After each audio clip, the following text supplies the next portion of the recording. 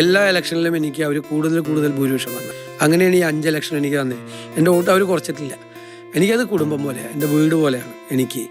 എനിക്ക് അവിടെ എന്ന് വെച്ചാൽ ഞാൻ രാഷ്ട്രീയക്കാരനല്ല. ഞാനൊരു ഒരാഴ്ച മാറി നിന്നാൽ ഞാൻ പെട്ടെന്ന് കരയിൽ പിടിച്ചിട്ട മീനെ പോലെ എനിക്ക് അവിടേക്ക് തിരിച്ചെത്തണം, പറവൂരിലേക്ക്. കാരണം ഞാൻ ഉണ്ടായിരുന്ന ഒരു പ്രത്യേകമായ അവസ്ഥയെ, നേരത്തെ വിശേഷിപ്പിച്ച ഒരു അവസ്ഥയിൽ നിന്ന് അവരാണ് എന്നെ കൈപിടിച്ച് കയറ്റിയത്.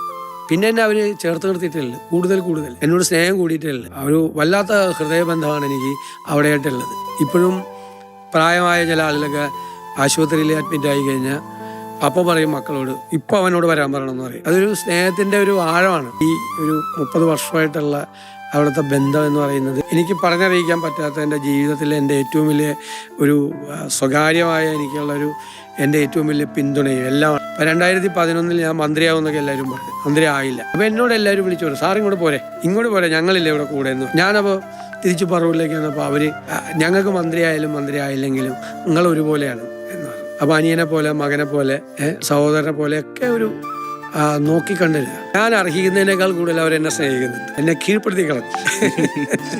ഞാൻ ആദ്യമായിട്ടാണ് ഇത് ഇത്രയും പറയുന്നത്. ഫസ്റ്റ് ടൈം ഞാൻ അറിയാതെ ഞാൻ അത് പറഞ്ഞു. അതൊരു വല്ലാത്ത ബന്ധമാണ് എനിക്ക്. താങ്കൾ ഇമോഷണൽ ആകുന്നത് എനിക്ക് കാണാൻ സാധിക്കുന്നുണ്ട്. അങ്ങനെയാണത്.